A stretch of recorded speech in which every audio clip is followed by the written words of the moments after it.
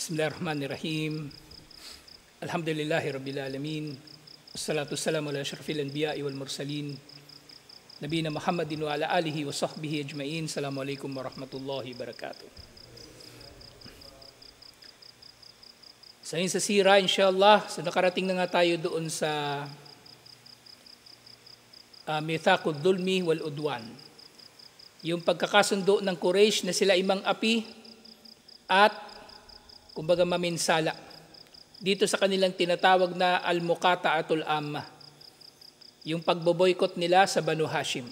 Nakasama siyempre doon si Propeta Muhammad sallallahu alaihi wasallam. At nga sinabi, zaratu hayratul musyrikina idnafadat bihim al-hil wa wajadu Bani Hashim wa Banil Muttalib musammamin ala hifdi nabiyillahi sallallahu alaihi wasallama wal qiyami dunihi. So nauubusan na, kumbaga nauubusan na ng plano yung Quraysh. Nauubusan na sila na wala silang maisip talaga eh. Nauubusan na sila ng pwedeng gawin. Kaya nung nakita nila na nagtipon na ang Banu Hashim at Banu Muttalib upang protektahan si Propeta Muhammad sallallahu alaihi wasallam, na kainan makan, na poprotektahan nila siya kahit kanino man. Fajtama'u fi jayfi Bani Kinana min wadi al-Muhassab fahalafu ala Bani Hashim wa Banil Muttalib ala tunakihuhum. Sa unang pinagtipunan nila, nagtipon daw sila doon sa lambak ng Banu Kinana. Yung Kinana, isang angkan ng Quraysh, o isang tribo din, doon sa Wadi al-Muhassab o Muhassib.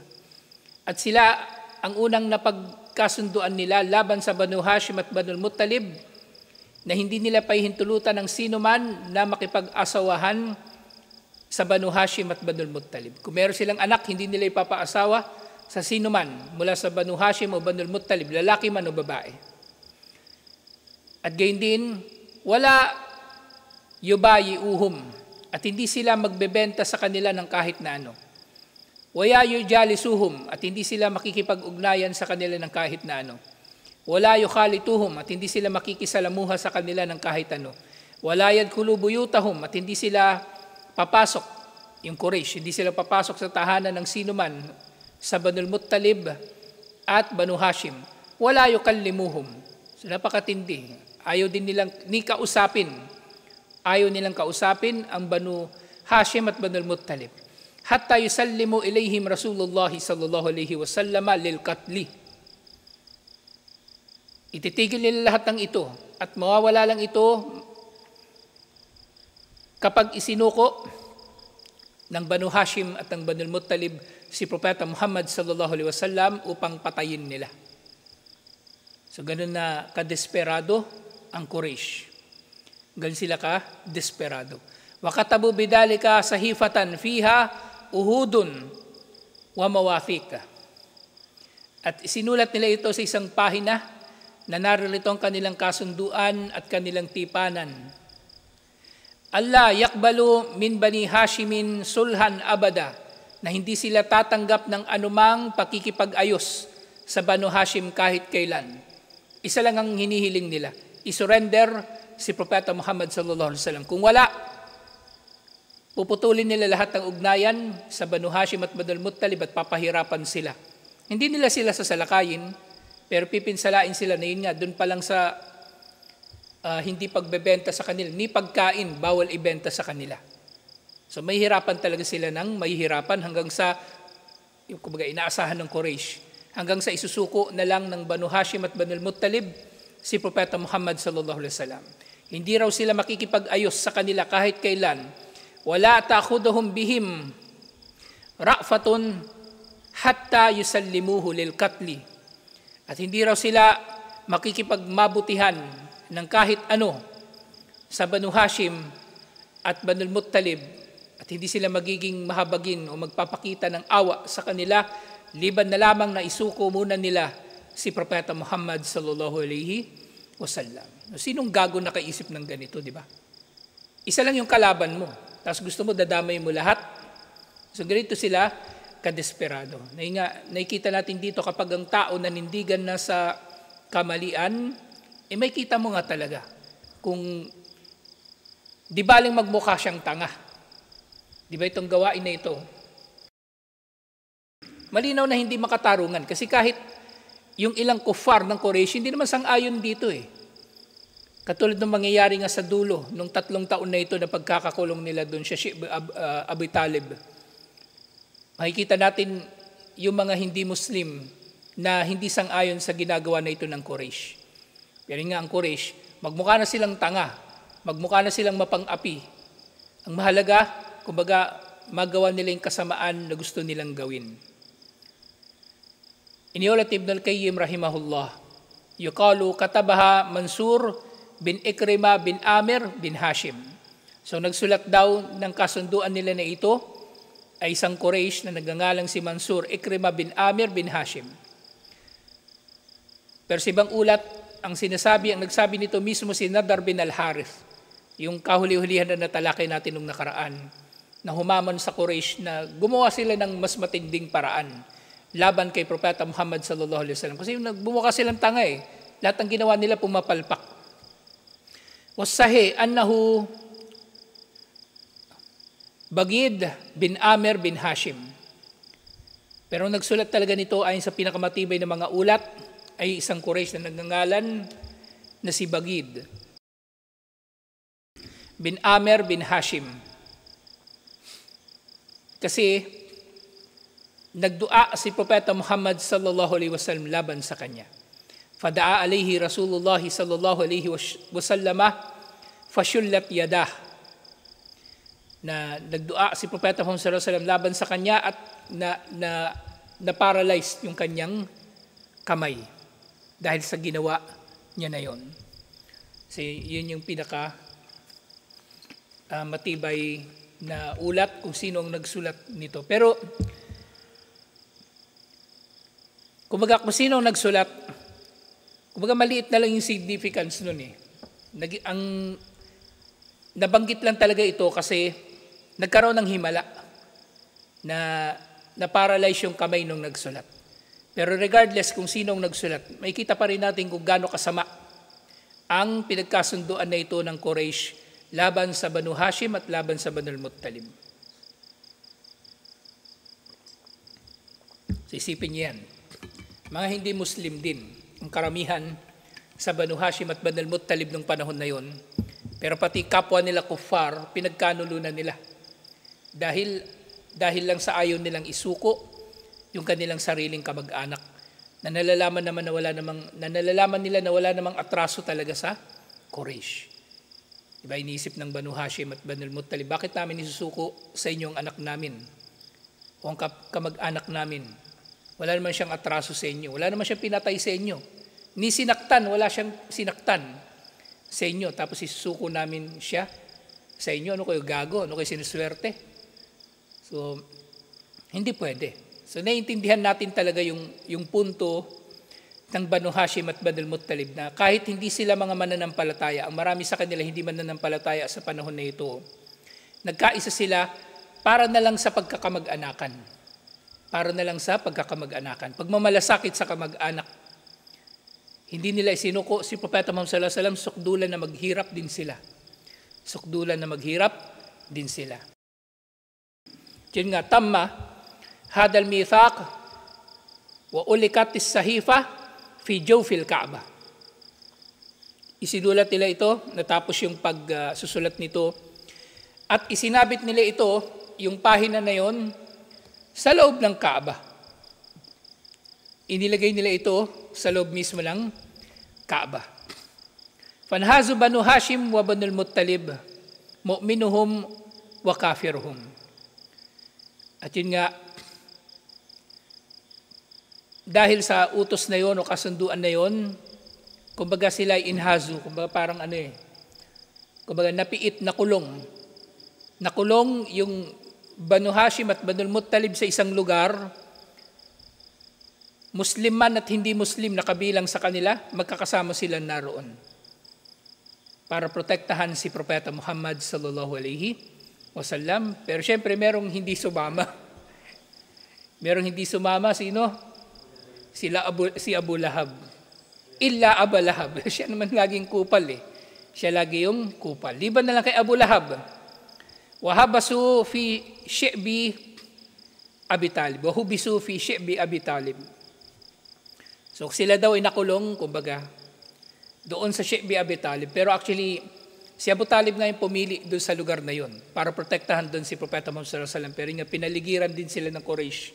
At ito na nga yung tinatawag na boycott o embargo. Kasi pag sinabing embargo, ang embargo kasi economic term yan. Ibig sabihin, walang lalabas o papasok na free trade doon sa lugar na yun na may embargo. Na pangunahin na nahihirapan dito kapag may lugar na may embargo, syempre yung mga mamamayan. Yung mga mamamayan. Kahit pagkain, hirap silang makakuha. Baon yun, nangyayari sa Gaza, sa Banala, kahit pagkain, hirap sila. Meron kang pera, wala kang mabili. Wala kang mabiling pagkain. Kahit gaano kakayaman, wala kang mabibili sa pera mo.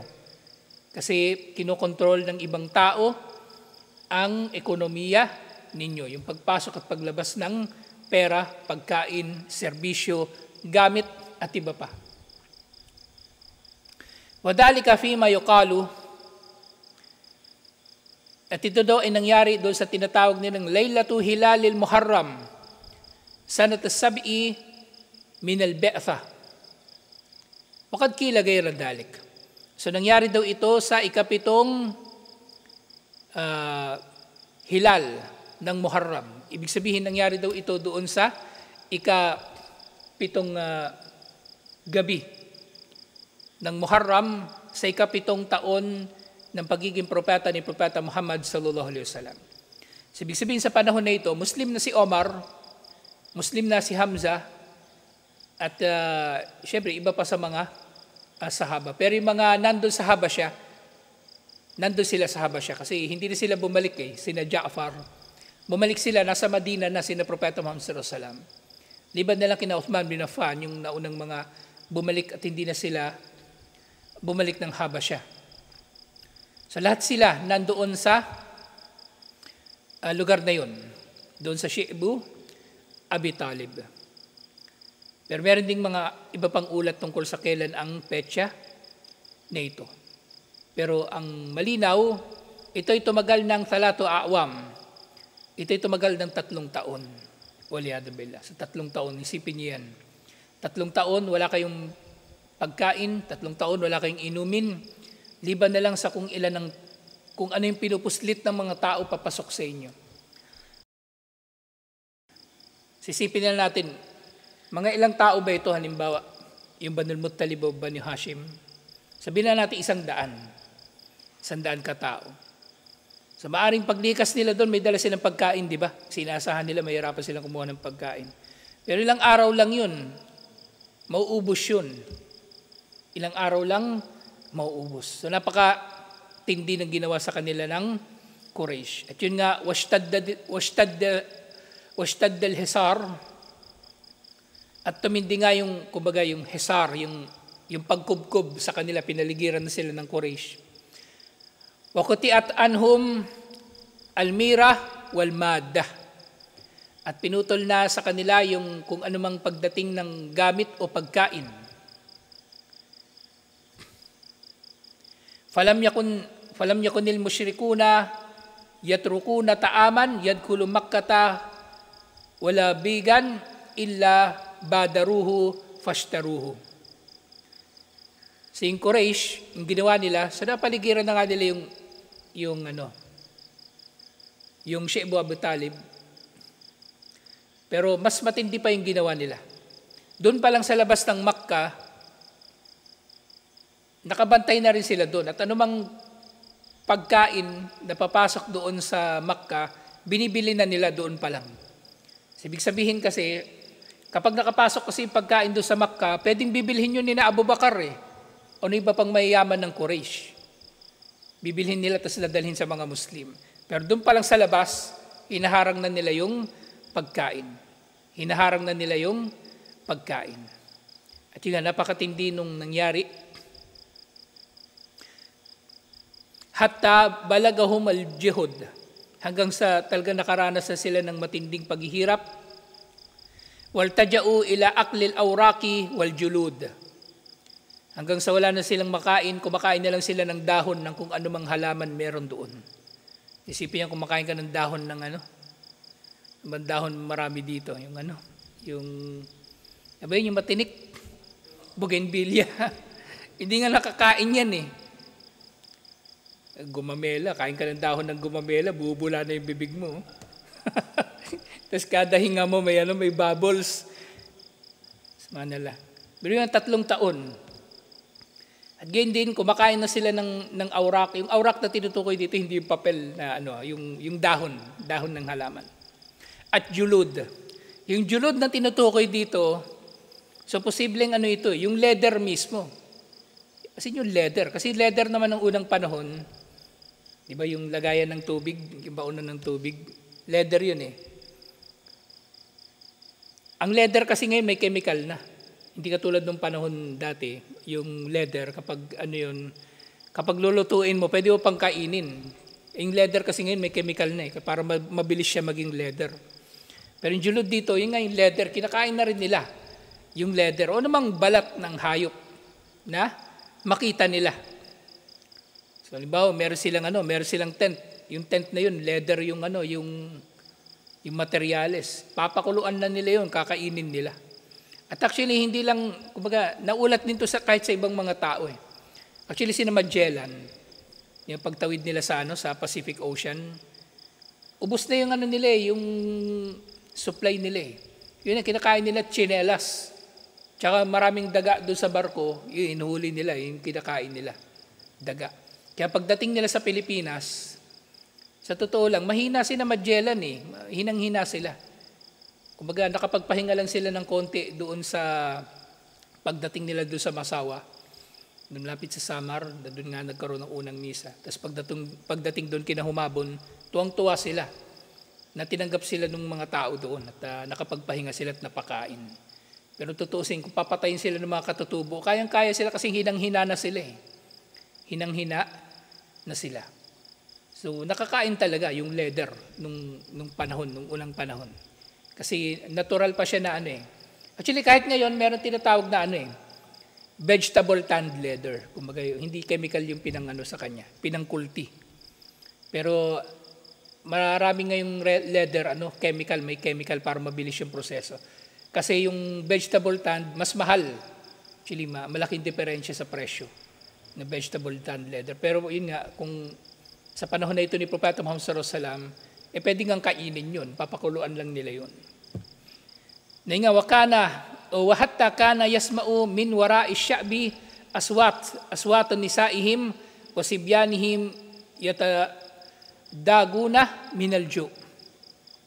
So napakatindi ng kanilang pinagdaraanan na doon sa likuran nila na kung saan nandun yung mga babae at yung mga bata, nag-iiyakan na sila dahil sa matinding gutom. Dahil sa matinding gutom. So itong kalagayan nila, maaring may namamatay na sa kanila din sa gutom. Maaring meron nang namamatay sa kanila sa gutom. Wa kana la yasil ilayhim shay'un illa sirran.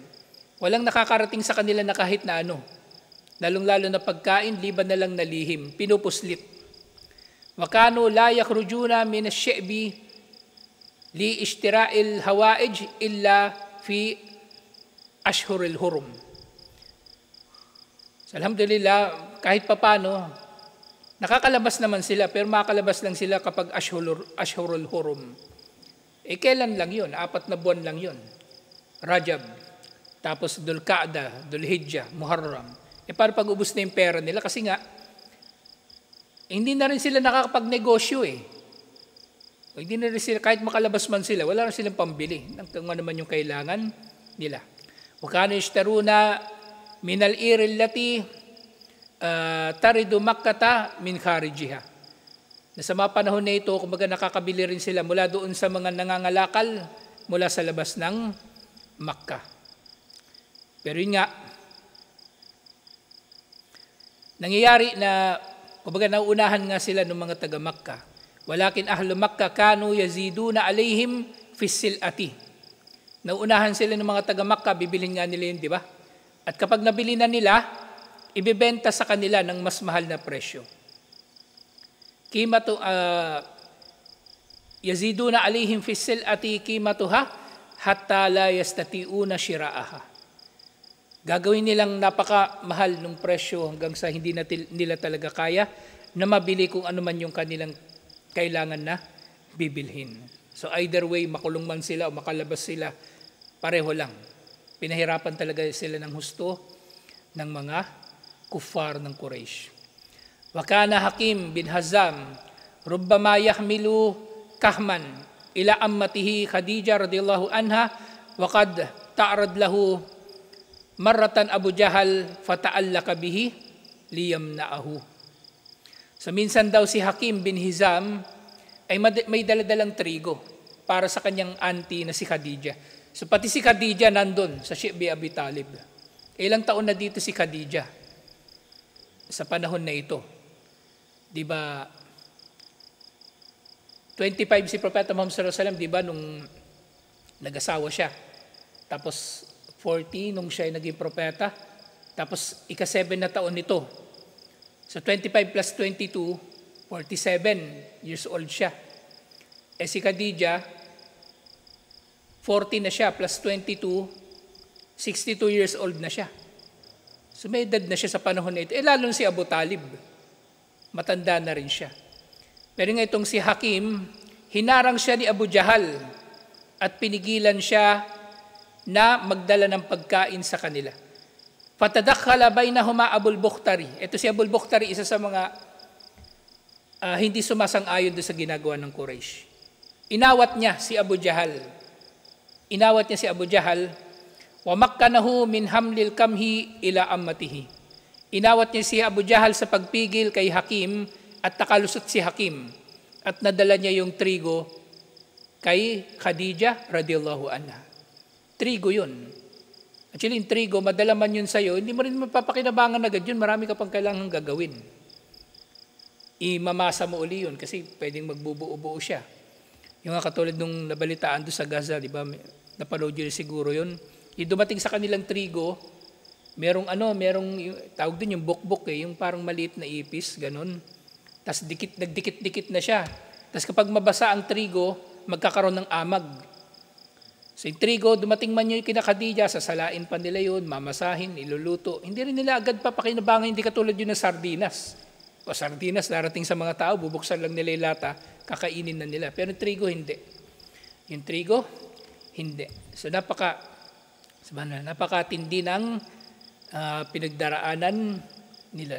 Kung makikita natin yung pinagdaanan ng mga sahaba radhiyallahu anhum, o kahit nung kuffar na mga kamag-anak ni Propeta Muhammad sallallahu alaihi wasallam, kumbaga, walang-wala yung pinagdadaanan natin ngayon. Ano man ang pinagdaraanan natin ngayon, hindi maihahambing sa anumang pinagdaanan nila noon radhiyallahu anhum. Kaya mas